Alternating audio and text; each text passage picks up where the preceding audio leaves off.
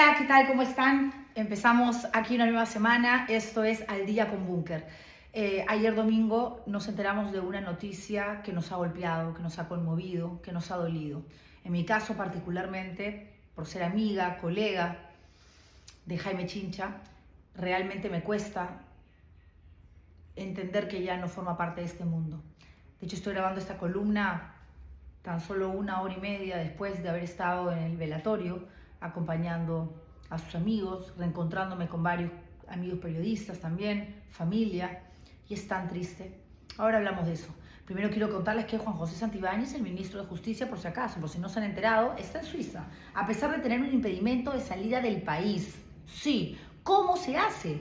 ¿Cuál es la fórmula? ¿Cuál es el negocio? Se preguntarán ustedes. Resulta que el presidente de la República simplemente hizo lo que le dio la gana. Pasó por encima de una resolución judicial que le prohíbe dejar territorio peruano y lo autorizó a través de un anuncio en el Diario Oficial del Peruano para que se vaya a Ginebra, Suiza, lo más gracioso, a participar de una convención donde se va a hablar de derechos humanos. O sea, el mismo sujeto que fue expectorado como ministro del Interior del Congreso de la República, al que Dina Boluarte le crea una oficina que no existía para justificar un sueldo y su presencia en Palacio de Gobierno, y después lo nombra ministro de Justicia para que prepare una reforma jurídica y para desvincularnos de la Corte Interamericana, se va a Suiza a hablar o aprender sobre derechos humanos y con impedimento de salida del país. Eso es una locura.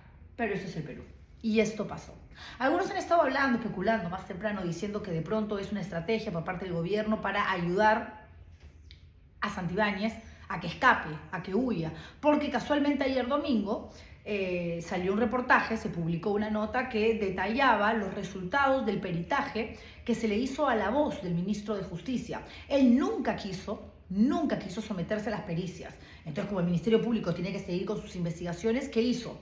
Recogió, reunió, acopió varias intervenciones públicas de Santibáñez para compararlas con este famoso audio que filtra el capitán de la policía, Junior Izquierdo, más conocido como Culebra, y determinar si efectivamente el que habla es él o no. Y claro que es el que habla durante las 2 horas que estuvieron en el Chifa. Por lo tanto, todo lo que él dijo o dejó de decir en el material que ya conocemos, por supuesto que tiene un peso legal, un peso político y razones por las cuales él va a tener que enfrentar a la justicia y responder. Juan José Santibáñez no solamente está siendo investigado por el caso de los Guayques en la sombra, sino también por ser presuntamente cabecilla de una organización criminal que habría estado funcionando en Lucanas, Ayacucho, la mina El Dorado, donde habría recibido coimas de hasta $20.000 a cambio de brindarle seguridad, como era ministro del Interior, ponía y sacaba policías como le daba la gana, cuidar al uno de los dueños de la mina, que casualmente era socio, que todo cuadra, ¿se dan cuenta? Las políticas son así, porque las casualidades en política no existen.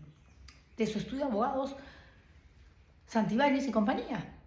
Porque en los audios también aparece el socio de Santibáñez. Ah, no, con todo, sin roche, ya, te vas a Suiza, pásala bien, diviértete, pero el impedimento, la presidenta pasa por encima de otro poder del Estado y ella como representante del Ejecutivo pisotea una decisión del Poder Judicial. Sí, estamos en Perú, no pasa nada. ¿Y qué dicen en el Poder Judicial? Bueno, ya que salió, apenas regrese, le ponemos otra vez el impedimento. ¿Ya para qué? Hay que ser lornas, no hay que ser babosos. De nada sirve, porque la próxima vez que quiera sacar Dina a Santibáñez o a quien sea del Perú, pese a tener impedimento, solamente firma una resolución y la publica en el Diario Oficial del Peruano. Entonces, ¿para qué? ¿Para qué pierden tiempo? A PPK por menos, sin tener vigente un impedimento, lo detuvieron en el Jorge Chávez, llegando en silla de ruedas para hacerse exámenes médicos y visitar a la esposa que no ve hace 7 años a Estados Unidos, y no lo dejaron viajar. El impedimento vino después. Ahí estamos viendo un caso de abuso, por supuesto, porque si no hay ninguna negativa, no hay ninguna prohibición para que tú puedas ejecutar un acto, ¿por qué te van a prohibir, en este caso, la libertad de tránsito? La libertad de poder salir. Si hay un impedimento, no sales, solamente Santibáñez. Porque así son los políticos, pues, ¿no? Dan normas, firman resoluciones, decretos en función a lo que ellos quieren, más allá de la ley, más allá de lo que dicta la Constitución.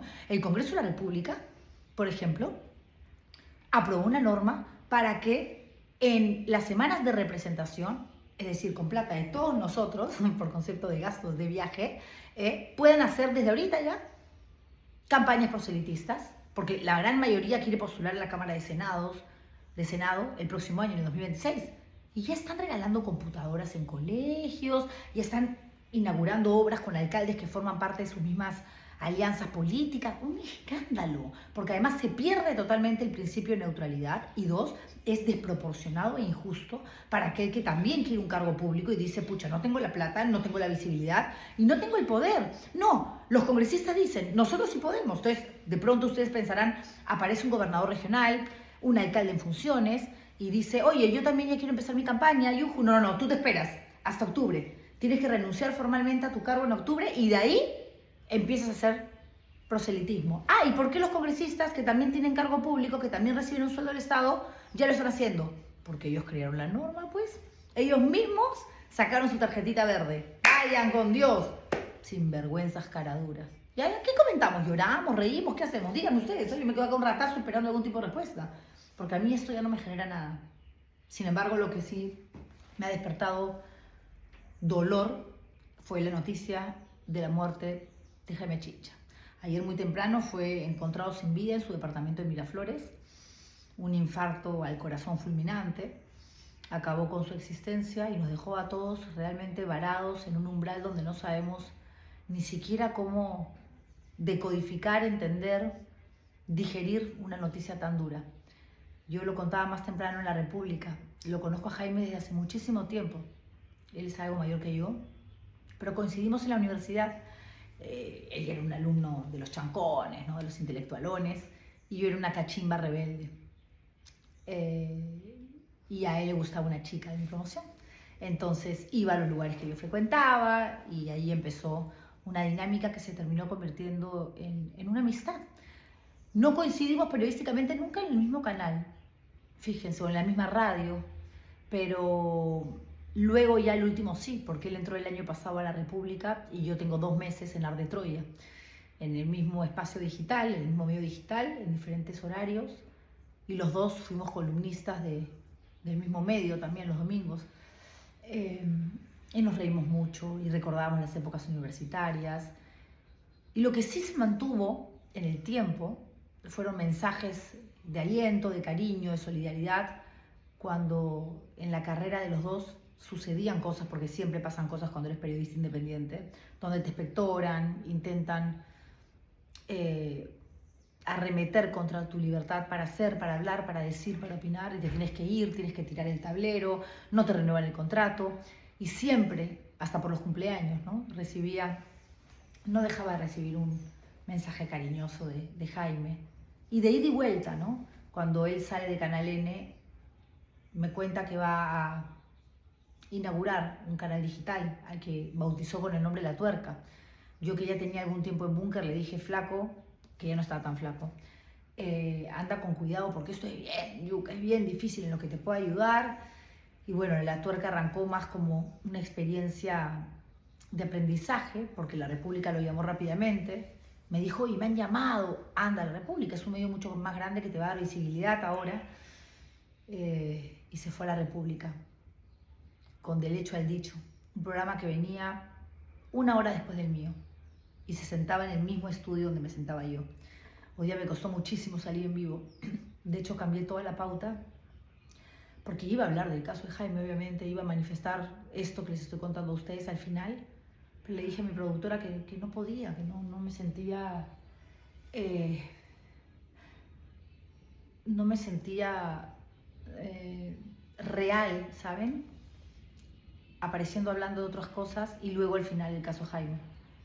Tenía que hablar de él, recordarle al público quién había sido Jaime para mí, repito, como amigo, como colega, lo mucho que lo he respetado siempre como periodista, porque creo que voces coherentes quedan muy pocas y porque creo que siempre, de una u otra manera, más allá de las formas, en el fondo, he estado de acuerdo con Jaime en sus puntos de vista, en el criterio con el que se ha manejado en asuntos sobre todo espinosos, esos que polarizan mucho, que dividen mucho, ¿no?